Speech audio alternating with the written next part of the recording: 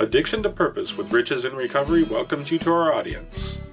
We hope that you enjoyed today's show and will join the discussion by dropping a review or comment. It would be tremendous if you would like, rate, and share our content or even subscribe to our channel. Please be aware that not all conversations on the show are suitable for children. Additionally, we may talk about things such as sexual abuse, domestic violence, and drug or alcohol abuse. If you feel that these things may trigger you, please do not tune in. Finally, if you are a heavy daily user of alcohol or drugs and are considering quitting, please consult a medical professional for assistance. Welcome to the conversation. Hi, welcome to another episode of Addiction to Purpose with Riches in Recovery. This is my man, Rich V.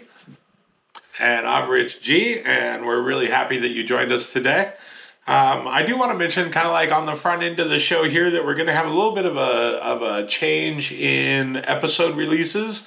For me, just life has gotten busy again with school and some other things going on, and which is a good thing. It is a very good thing, but being that right now all of the background of this, as far as editing and things like that, is sort of a one-man show, I just need to slow down. It's not this man. I just need to slow down a little bit to make sure that when we do release episodes, that we're putting out something that is really good quality and something that we're proud of and something that's very consumable for you all.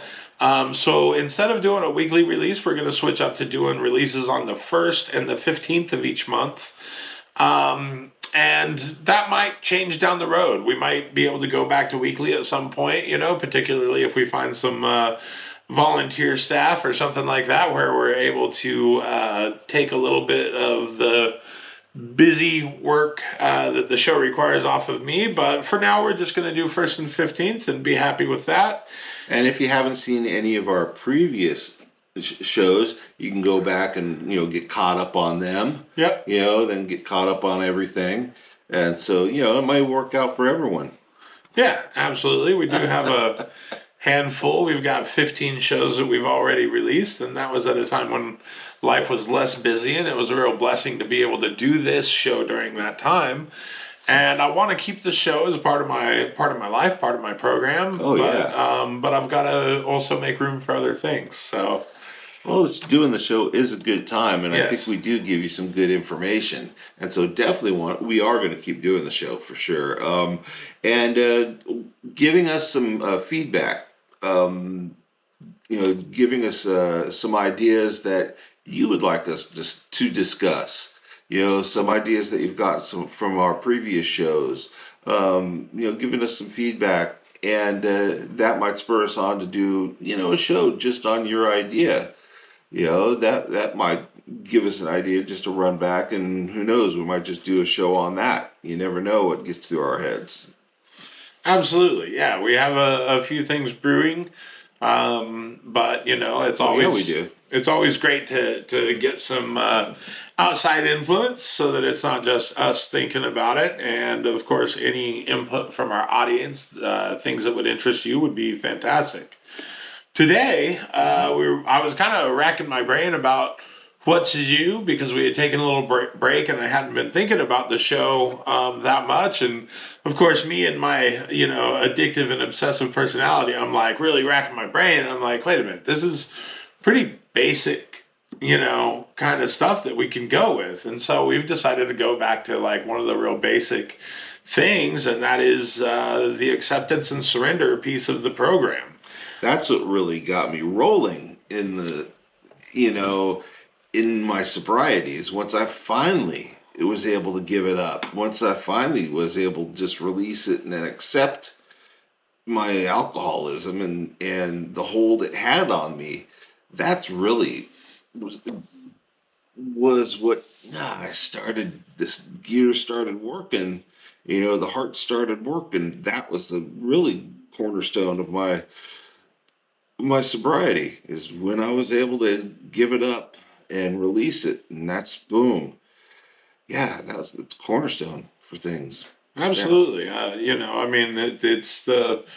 It's step one, to a great extent, is coming to terms with the fact that due to whatever your addiction was, your life had become completely unmanageable, Yeah. and I know that was very true for me, and for many, many people that I know that are in recovery, that was, that acceptance and surrender was potentially one of the most difficult parts to really come to terms with. It's you start showing up to meetings, or you show up to rehab, or you show up to some of those things, and just showing up, I've learned from my own experience, for me, was not acceptance and surrender. Whereas in my head I thought like maybe that was it, but it wasn't. That wasn't Yeah. the real thing. That was me reaching out.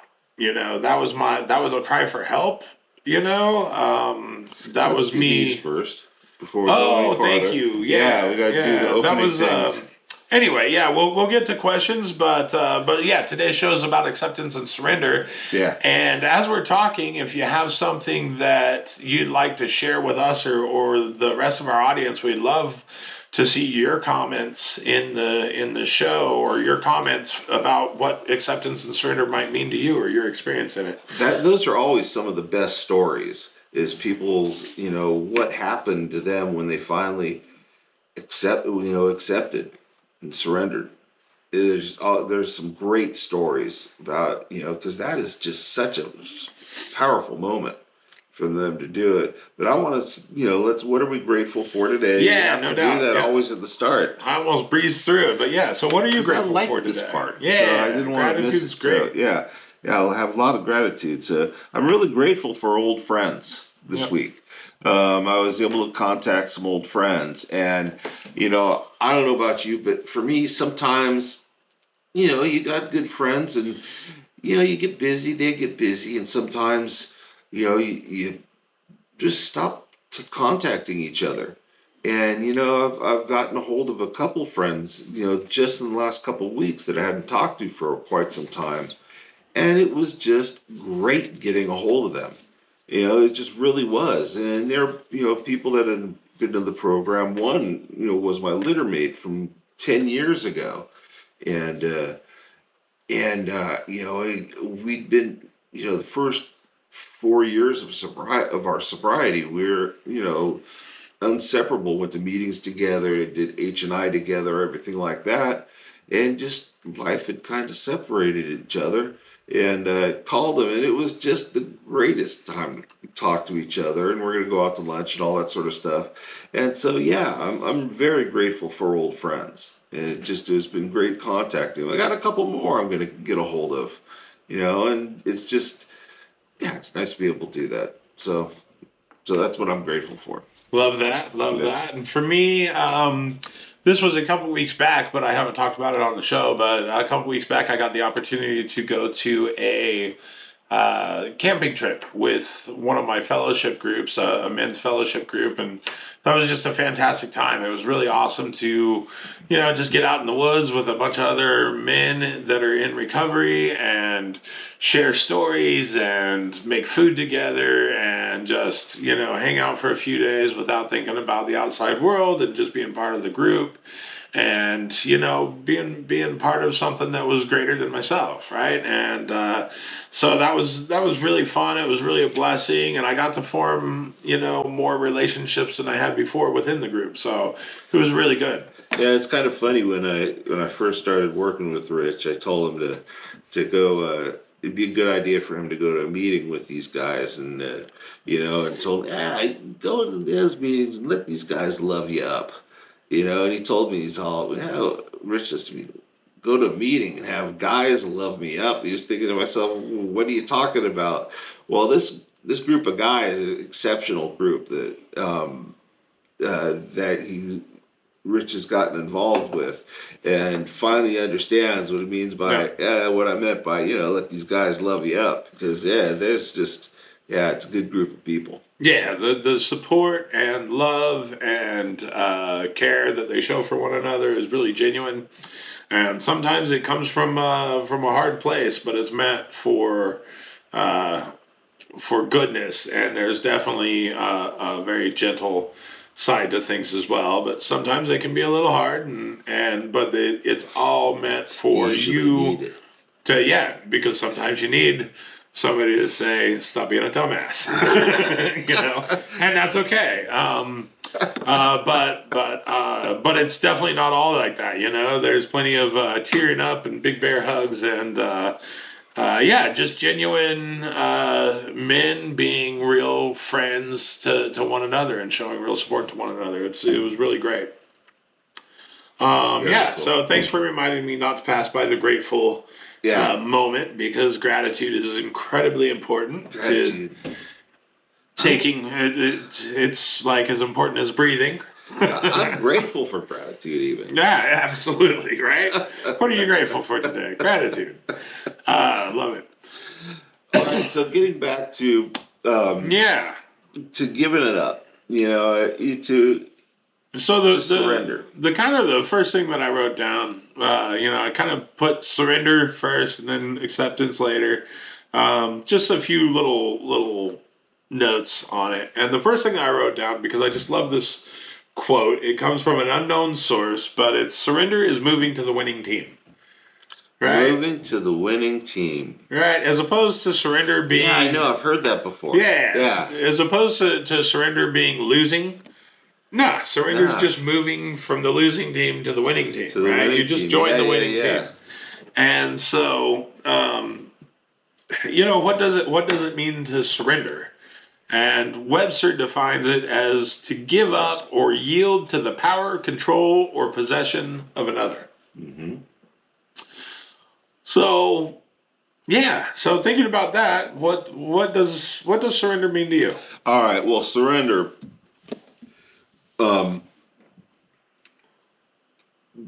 you and I have a lot of the same issues when it came to sobriety, but I won't speak for you, but I know you pretty well. But I was total control freak, used to being the guy managing everyone else that's around. If I'm in a church group and we're, cooking, and I've got a group of parents that are doing this, I'm in charge.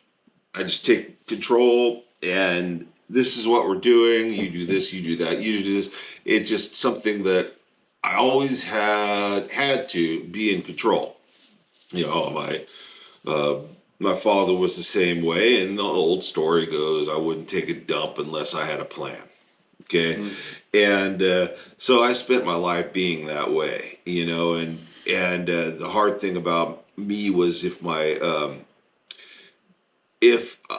could make a plan, but if my plan didn't work out, I'd take it personally. It'd be difficult for me. And I learned, it's okay to make a plan, but don't plan the outcome. But that I didn't learn that until I got sober. But anyway, and so when it first came in sobriety, I spent my first 10 months of trying to get sober by doing it my way. I was in charge. I got a fantastic sponsor trying to teach me how much love there is in the world. I love that I can have for myself, love that I can have for other people. And it's just in, this literature and these 12 steps, you follow these steps, you can go ahead and find all that. I said, great, how are these 12 steps going to fit into my plan? And that's how I tried to do it, and it didn't work. Okay, and it just was, I was back in rehab, and I had just messed up the whole thing. And I'd messed up the whole thing. I'd gotten drunk again and again, and I'd sober up. And near time, I didn't tell anyone I'd gotten drunk, and I just sobered up. Went through, a couple days of not feeling great, but then I'm all right. Then I'd be sober for a couple weeks, drink another day, sober for a week or two. You know how it goes. And finally, I just blow it all out and just get drunk for a couple weeks straight. I'm a mess again, and I just can't figure out why. Because I'm going to the meetings, I'm having 3 or 4 beers before the meeting, so my hands don't shake during the meeting, and I'm thinking that doesn't this going to a meeting, doesn't it just kind of by osmosis want to just come to me? You know, why doesn't this just come to me? I'm going to the meetings like everyone says. I'm talking to my sponsor and making excuses why I don't talk to him in person, but we're doing work over the phone at least. It's not working, and yeah. So I'm back into rehab because my way of doing it left me back in rehab, and I'm going through. I was going through um,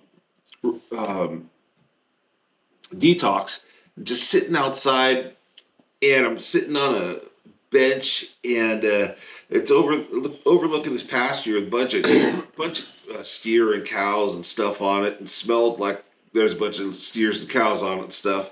Um, but it was pretty. It was beautiful. The sun was coming up, and just looking out over it, and a lot of people told me, Rich, you gotta give it up. You gotta go ahead and give it up to God. And I really didn't understand. I thought I was. I kind of thought I was. And then all of a sudden, it just came to me, I had so many lies out there. I had lied to so many people, and I had kept so many balls, up in the air, and I still had that going. I still had people that I hadn't told the truth to, and I was still managing people, not always being truthful, kind of talking them into stuff, talking this person to doing things, not always being righteous, not always saying, being honest with everyone, lying because I was really good at it. And I still had balls keeping up. And finally, I just let those balls drop.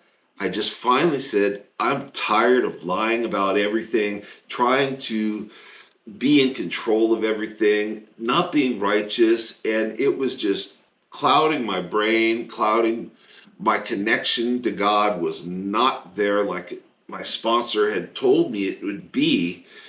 And to win, I just had to give it all up. And at that point, I just said, heck with it. I'm going to give it all up to God. And I really meant it, because I just felt that weight off my shoulders like I never thought I would feel. I mean, it was profound. It was just, man, I really felt it. I mean, I meant it. I really meant it. I was not trying to con God anymore. I wasn't trying to con anyone anymore. It was time to go ahead and give it up. And it was all of a sudden, I felt terrific. Better than I had felt since maybe I was a kid. And it just this light.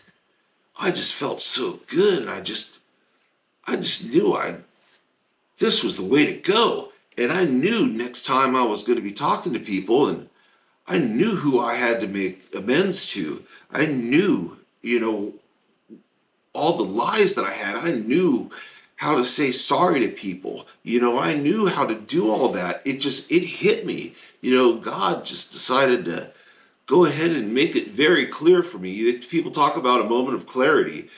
The moment of clarity came to me saying that it's time to stop being in control. Time to start letting the big guy upstairs being in control, and just letting God take care of it, and just giving me a chance to just go ahead and get out of God's way and let him roll. And that's when this whole sobriety thing started coming together, is when I gave it up, and when I just got that stuff off my shoulders and let God take over. Man, just the love started coming back into my life. The whole sobriety thing started coming together. I'm not going to say it was easy after that point, but it started making a lot more sense at that point. Yeah. And then, financial problems, I'd figure things out a lot easier. It would come to me. Stuff at work. Instead of lying to make people do things, or, I would just ask nice. And I would, you know, I would just explain things, why things need to get done. I would, you know, manage things in a Christian way is what I was told, basically how you do things. And once I started telling the truth and being honest with everyone and giving it up and started working this way with this, life got a lot better. I mean, it got a lot better. And sobriety came together. And it was the key for me. It really was the key for me. I was able to get those steps done with my sponsor in a loving fashion. It just seeing the world with loving eyes, and it just took giving it up to God. Just all the BS in life. I didn't need anymore. I got to just give it up, and world was so much better then. World was so much better then. I didn't know I was just going to get on my soapbox there, but it felt good getting on that soapbox right there. No, I mean you've told your story a little bit before about that surrender moment, but I think it's a good story. When I look at the Webster description, yield to the power, control, or possession of another. And I get that, sometimes in church or different things we hear to do that, but I don't think that it's something that socially we're taught to do. Yeah. You know what I mean? Yeah. It's not really. Especially as men. We're taught to take control, to have the power, to be in possession. We're not really taught as a society to turn those things over. Yes, as men, but I think more and more today, anybody. Yeah. Like sorry to be sexist there. No, but hey, there was one time, certainly in your life where that was really true. One time in my life where that was really true. But I think for the newer generations, I think that you're seeing less and less of it. Yeah. Thankfully, in my opinion, as it should be. But I don't think that it's in our nature, and so, or I think, I won't say in our nature. I don't think it's what we've been taught to do. Yeah. Right? We've been taught to be in control and have the power, regardless of what we've maybe been told to do on Sundays. I know better now. So yeah, absolutely. I'm no good in control. Yeah, not in full control. Like there are moments where it's okay for me to have control in a situation if it's needed, sure. But it's also something that I need to be prepared to relinquish it to a power greater than myself. And sometimes that could be, your God. Wife. It could be a group. It could be my wife. It could be a police officer. It could be whatever. Yeah. Anyway, that's kind of but what I was going to say, in conjunction to what you were saying there is when we think of turning over our power, kind of by the book or in the 12 steps, we hear about a power greater than ourselves, and we hear the God word, God thrown around, and I have God, my higher power. I call God. I believe in God. But I do want to say that turning over, that yielding to the power, control, or possession, that can happen at a group level too.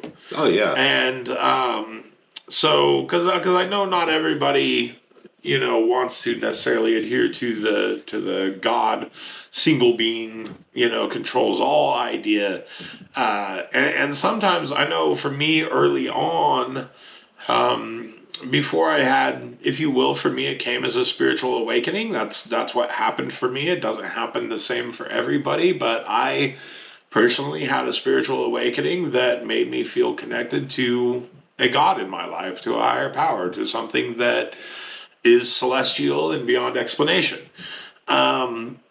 But there was certainly a time in my life where I had to rely on the group around me. I had to rely on the other people that were in the meeting. In Buddhism, they call it Sangha, the group. So if you're in refuge recovery or recovery dharma, they speak to having, because that's a non-deity recovery, and they speak to having responsibility to the group. So that surrendering of your power, I just want to say for people in our audience, doesn't necessarily have to be to a God figure, right? It just has to be to something outside of yourself, Yeah. because you're surrendering the fact that you think you know all, is the first thing that I had to give up, because I certainly thought that I did. Yeah. Yeah. Yeah. Certainly thought I did.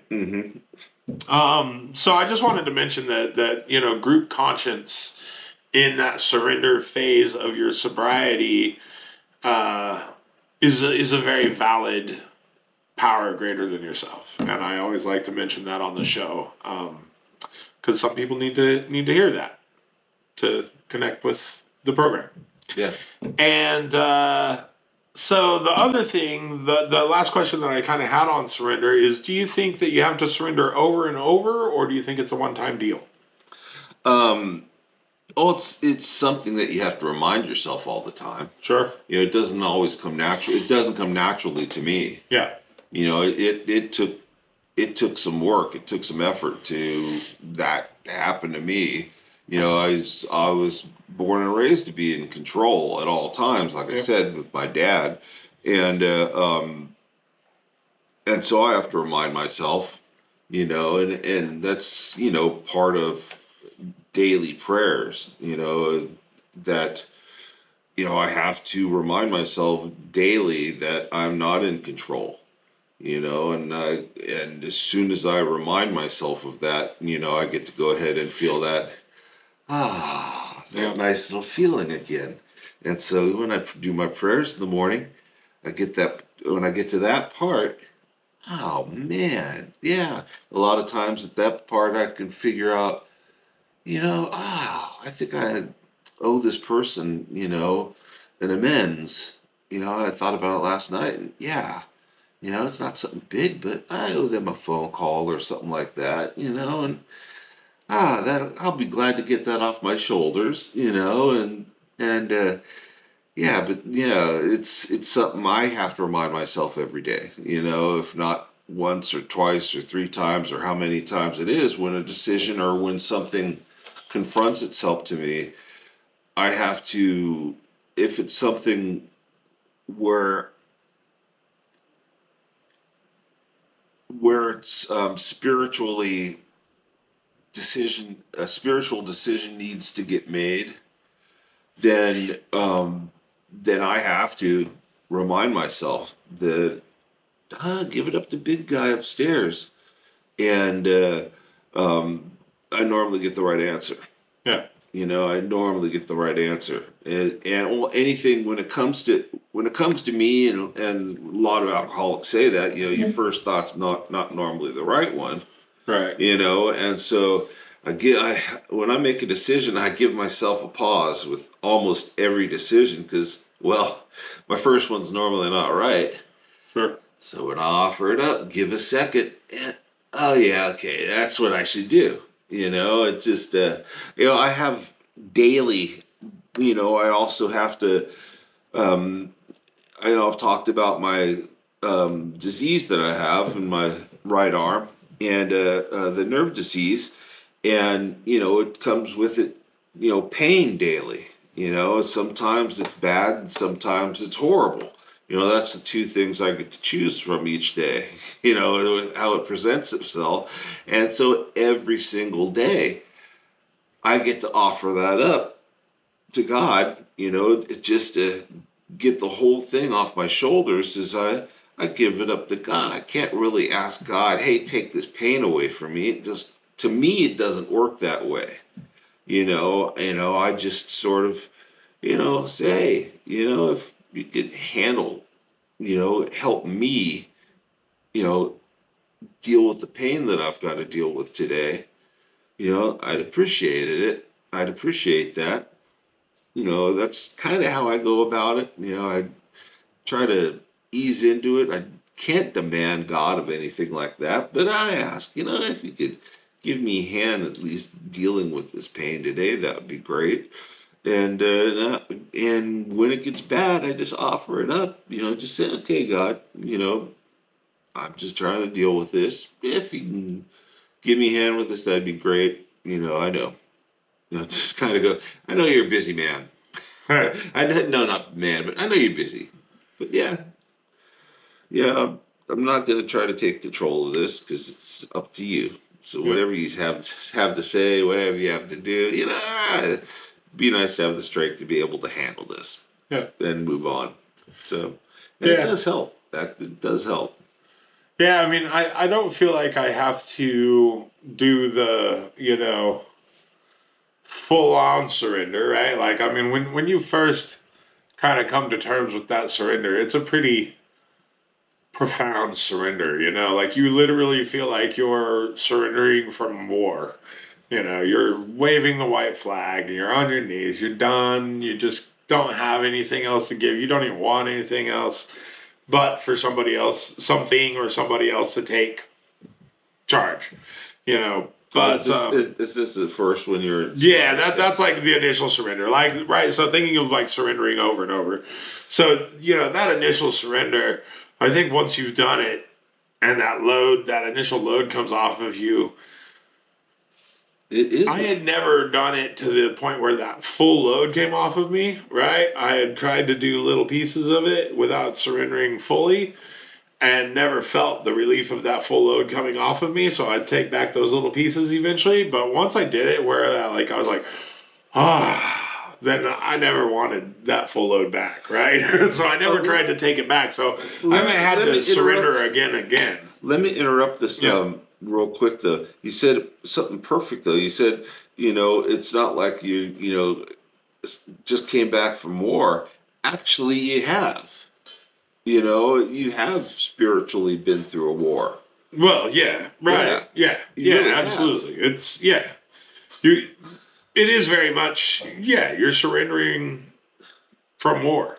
You have been injured, you're out of supplies, you're on the wrong side of the front, it's over, the thing is over. And so you surrender. So today, much like what you were saying, today it's when I find myself over worried, overworked, feeling depleted. Yeah. Those types of things for you with your pain. But it's those types of things when I'm feeling overworked or depleted or, like I'm not getting what I need or something like that. I take those things and I surrender them. That's when I'm like, okay, my finances, if I'm worried about my finances, I give those over. If I'm worried about school, I give that over. If I'm worried about, something with a relationship, I give that over, and just ask for guidance there. And that is a repeated surrender, but that big one, I feel like for me, once I did it, what I will call right, and it's going to be different for everybody. But once I actually surrendered and wasn't running covert ops on the back end to try to get my control back, I don't feel like I had to turn it over covert ops. Yeah, like that's how it was, man. Yeah. I was like, I surrender here, but my covert team is coming in the back end to try to take control of the command station again. And at this point, I don't even want to see the command station. I want to stay like far away from it. Feels pretty darn good, doesn't it? It's way better to not, to accept that you don't have control over everything. It's a much easier way of life. Absolutely. So psychologist Nathaniel Brandon says the first step towards change is awareness. The second step is acceptance.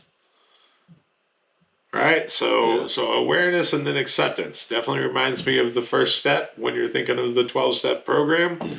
Mm-hmm. Awareness, right? Admitting to oneself, and acceptance that, admitting to oneself is both becoming aware that your life is unmanageable, and then acceptance is, I don't know, somewhere between step 1 and step 2, where you realize you're not going to get it back on your own, that you need the help of something outside of you. So yeah, so what are your thoughts on that quote, or what are your thoughts on That's perfect. acceptance? Yeah. No, I mean, no, you accept it. You just, it's easy to accept once you have completely given it up. Yeah. When you've, what you were saying, when you have the covert operation going around the backside, Right. That's exactly what I was doing too. A lot of people when they're, going through, the 12 steps, you just, especially someone who's, as control minded as I was, yeah, it's hard to give it up, and so you just try to give up this little bit, that little bit, but not this, but not that, but not this, that, but yeah, once you do give it up and accept the fact that that's how you want to live, accepting it is funky, and it's just a weird feeling, and it does not feel natural, because here I've spent my whole life, doing it one way, and here I spent my whole life struggling to be in control, and thinking that that's the only way I can live, and then realizing it's not the right way to live. Well, not the right way. I mean, it's not the spiritual way to live, and and then accepting it. It takes a while. It and it's just but it proves itself out pretty quick. Once you've gone ahead and given it up, it proves itself out pretty quick. The acceptance is pretty easy once you've given it a chance to go ahead and work, and it works like that too. Stuff starts happening fast for you when you give it up. Just good stuff starts happening really fast, and things that you used to avoid or used to not see, all of a sudden you start running into, and the good stuff you start noticing that you used to run past before. I always used nature for that thing, because I never noticed nature. Never noticed nature. It was just something that got in the way for me before. Um, and but then I got to notice it. Notice it. It was so cool, and that was just the best. I'm gonna go off topic a little bit, but it does go with it. I've got at my at my house, I could look out on my slider and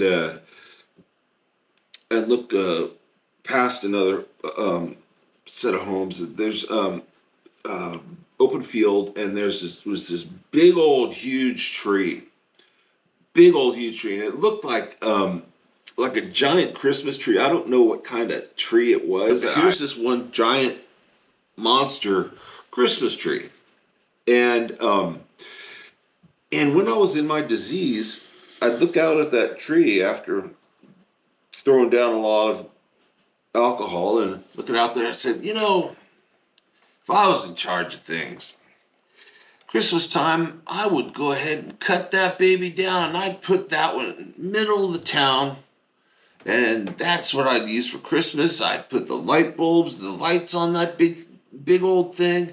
That would make one heck of a Christmas tree. So that's how I thought of that tree. But then when I got sober, I started looking at that tree, and named it. Once I got sober, it was Buddy. It was my buddy, so I named him Buddy, the tree. And I look at that tree every single day. And when I started getting healthy, I looked at that tree, and I looked at it differently. I looked at that tree and I said, man, I don't want to cut down this beautiful tree. This tree is just, it's been around here for a long time. And this old boy, has seen it all. And it's beautiful. And this old boy, has got a story to tell, and it's beautiful. It needs to stay right where it is. And it was just a whole different way of looking at life. Because I accepted life in a different fashion. Looking at the quote, I was kind of like looking at it again while you were talking, and the first step towards change is awareness. The second step is acceptance, and it also made me reflect kind of on something that I heard here a while ago, that an unnamed enemy will never be defeated. Right. So that awareness, just thinking of the impact of awareness on acceptance, how they are kind of paired up together, in that early sobriety part, when you're really aware of the damage that, you've wreaked, or at least some of it, all the havoc and damage that you've caused around you, and then you get to explore that more as you go through more steps. But yeah, by the time you're done with the steps, you pretty much figure it all out. Yeah. You've laid some more groundwork there. Yeah, absolutely. So when we're talking about acceptance, I think that sometimes we accept things.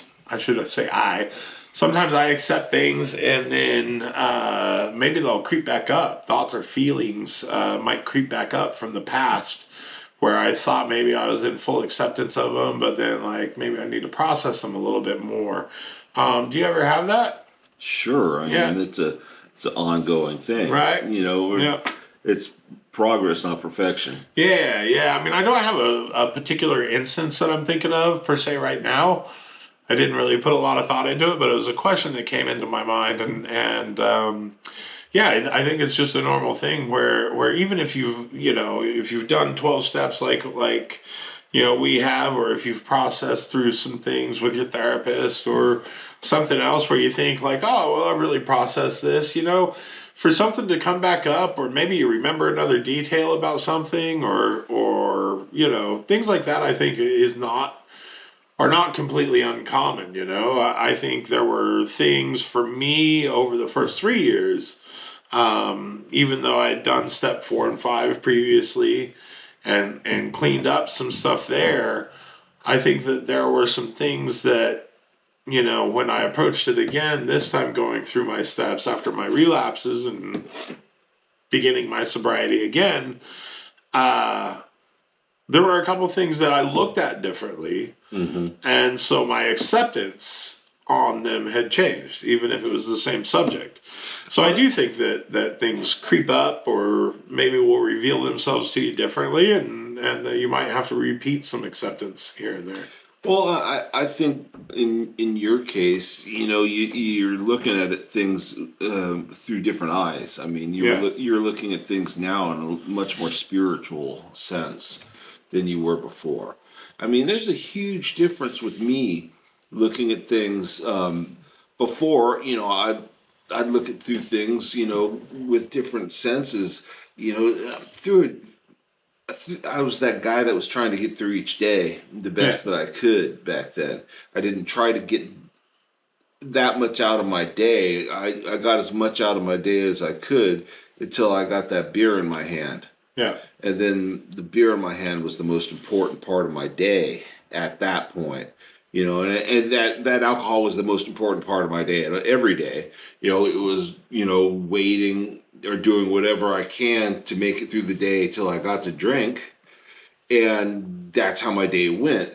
I saw everything else as kind of a nuisance getting in my way until I got to drink, except my daughter. I mean, I focused a lot on my daughter, and I'll give myself that credit.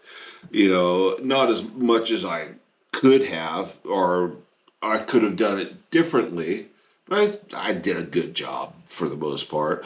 But then I wouldn't focus on anything else in the world but that until I got to drink. But yeah, and so of course, once I got sober, my brain started working better.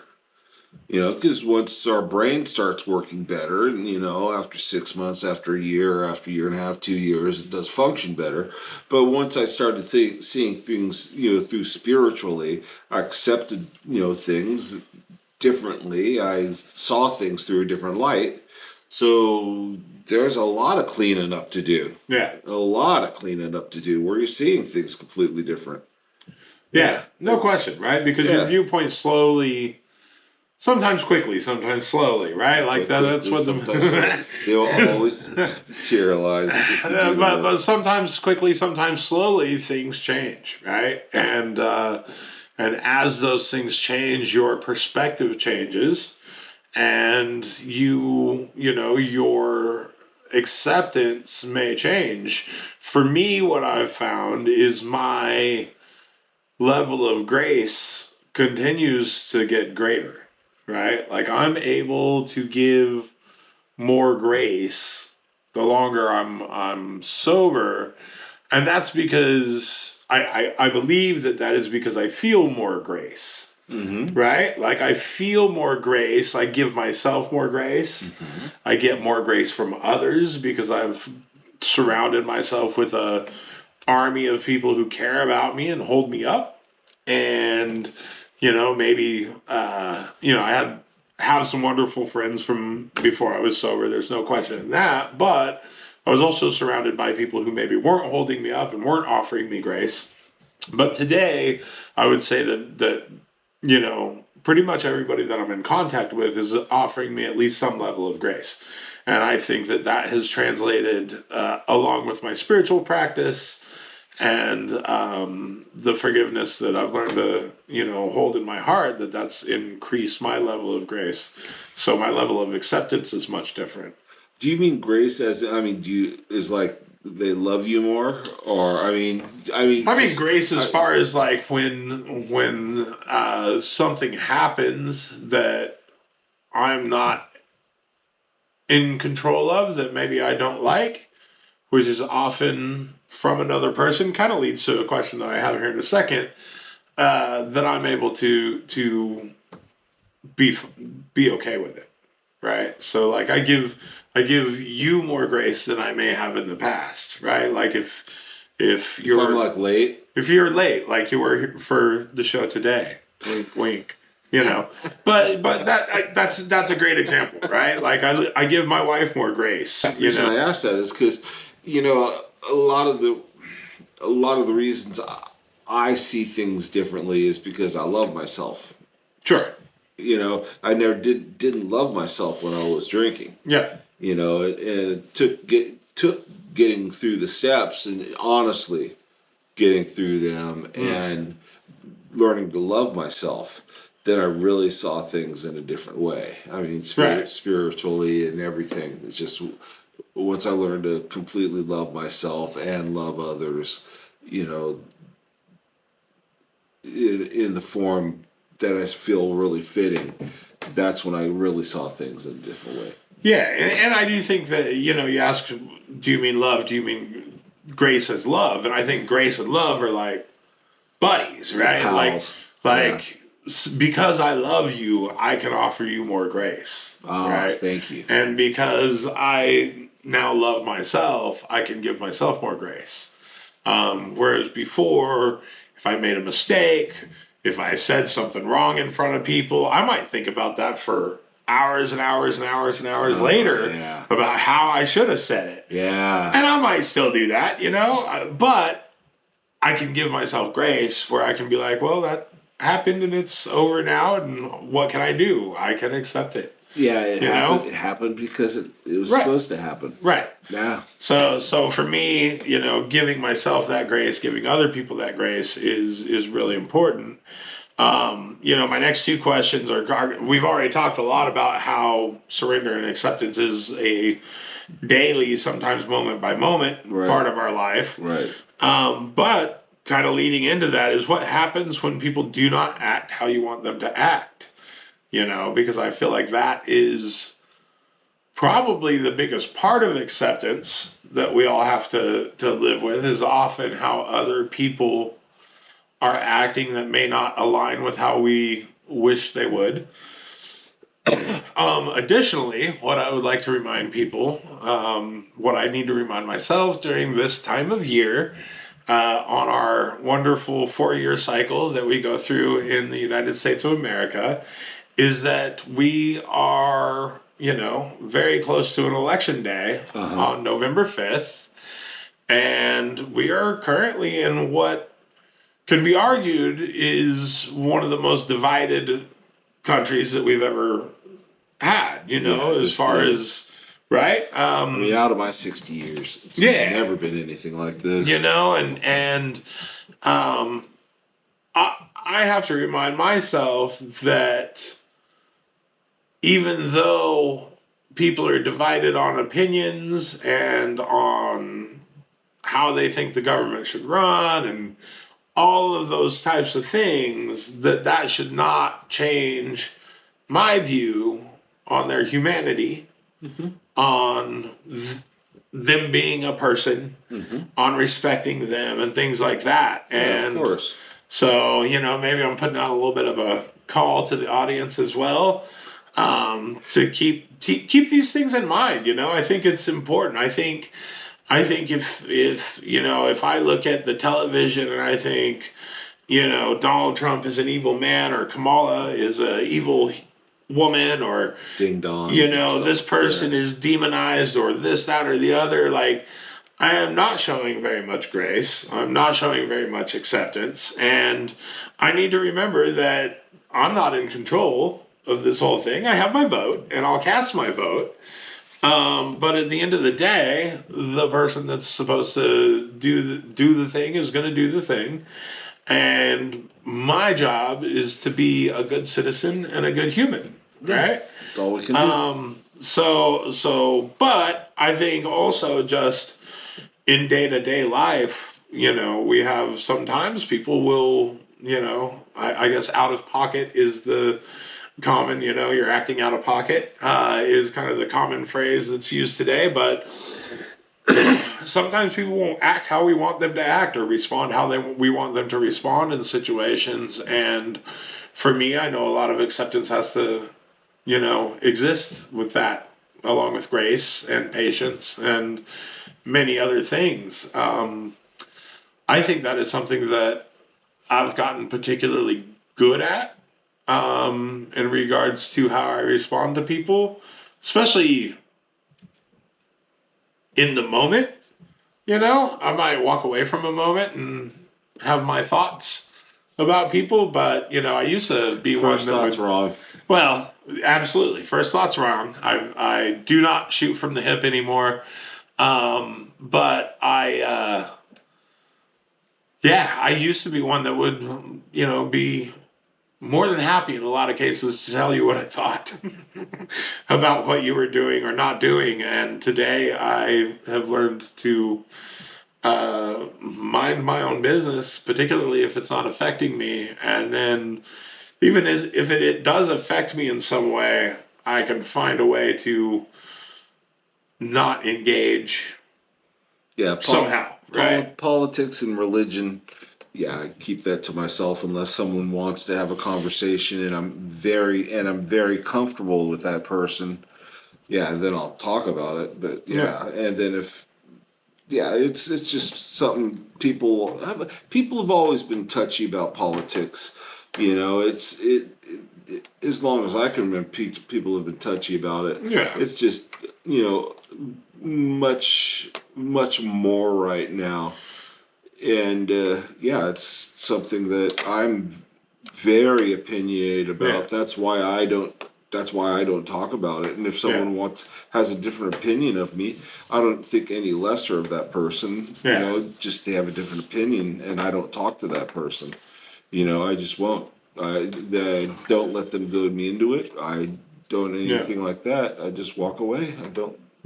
Don't talk to them. I just I caution myself and others against saying things or doing things that you'll regret over things like politics, which are mostly out of our control, right? I mean, like I said, you have our vote. You have your vote, and then you move on. And that's amazing. I mean, we've got the greatest country in the world. Absolutely. So that wasn't really to get onto a political subject. That was just a reminder to me that people, that's just one of the ways that, I think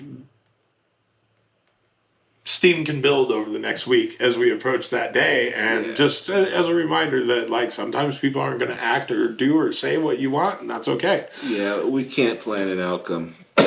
Right. The other thing I wanted to kind of say on how people act is I kind of wanted to talk about myself in that, and that is that sometimes for me, and something that I've gotten better at is accepting my role. Because kind of going back to that power control situation for me, um, it used to be my thing, right? Like regardless of group or situation or whatever it was, even in situations where there could be a clear leader, I would still be like reaching for the talking stick, in so many cases. And today I've found like that reaction is still there for me, right? Mentally. But reaction, I've gained a lot of self-control through acceptance that I'm not in charge. And I find myself in small groups, in the 12-step fellowship meetings that I go to, and small groups in school and things like that. I find myself recognizing if I am being dominant and taking a beat, like here and there I'll choose a class because I do like to interact with in school and in college, but I'll choose a class where I'm like, okay, I'm just not going to raise my hand this class, and I'll intentionally, unless I'm called on, will stay out and just observe other people's conversation and not because I don't want to interact, but because I want to make room for everybody in the world, and I know that my tendency to dominate, to grab control, to be in charge is there. And so, I always want to be in acceptance of the people who are in charge and accept that my role is not always that. So that's just kind of something about myself, something else that I think is a practice of acceptance for me. Good. So, do you have... It was weird doing this show, and had to accept my boundaries, my personal boundaries, and what I could handle. Because just my situation that I'm in, and just you are in charge, and I can only do X amount. Be able to handle that, because normally I would have been if you said you were doing this. Yeah. Oh, I would have taken control of the whole thing, and before you know it, you would have been in the background. But I physically, mentally knew I couldn't do it, so then I just had to stay back and just be pretty, and just use whatever knowledge I had to help out. Yeah. So I think it's working. Well, I am pretty, so that helps. You are pretty. Do you have anything else on today that you want to throw out there? If there's anyone new out there, or if there's even people that been doing it for a long time and are thinking about it, it's a subject talked about a lot. Offering it up, and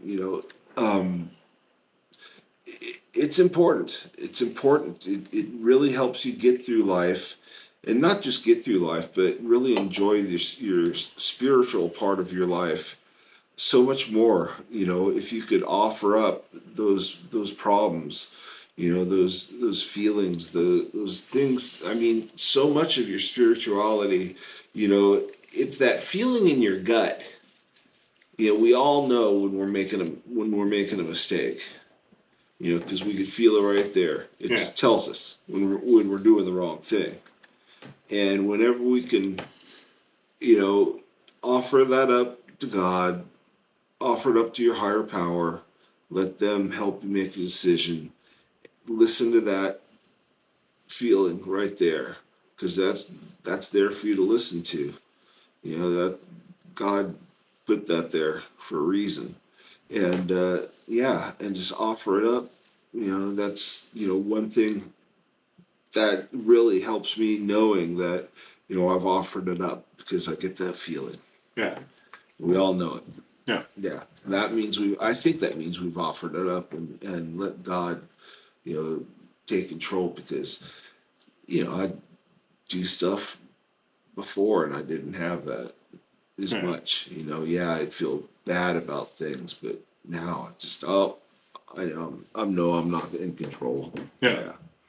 Yeah. If that's part of your life, then it's a beautiful, beautiful way to live. It really is. So, yeah, that's why I'm glad to do this show. It's something to think about, and it's just a beautiful way to live. Yeah. If you have any questions about today's show or anything else recovery related, please feel free to reach out in our comments section, Facebook, Instagram, or email the Riches. You can find all of that information in the episode description. I would also invite anybody that wants to share their thoughts on acceptance and surrender, or their experiences with acceptance and surrender, or subscribe too. To shoot a note in any of those formats would be awesome. Additionally, if you have any ideas for a show like Rich was mentioning at the beginning, we'd be very open to hearing your thoughts or your suggestions. Moving forward, as mentioned, we will release episodes on the 1st and the 15th of each month. Being that this one came out on the 28th, we're going to count that as the first, so the next episode will be on November 15th. And we'd love it if you'd join us for that and any future content that we have. So thank you to our guests, or thank you to Rich, and thank you to our audience for being part of my sobriety today. Thank you so much for giving us some of your time. We really hope you got something out of today's episode.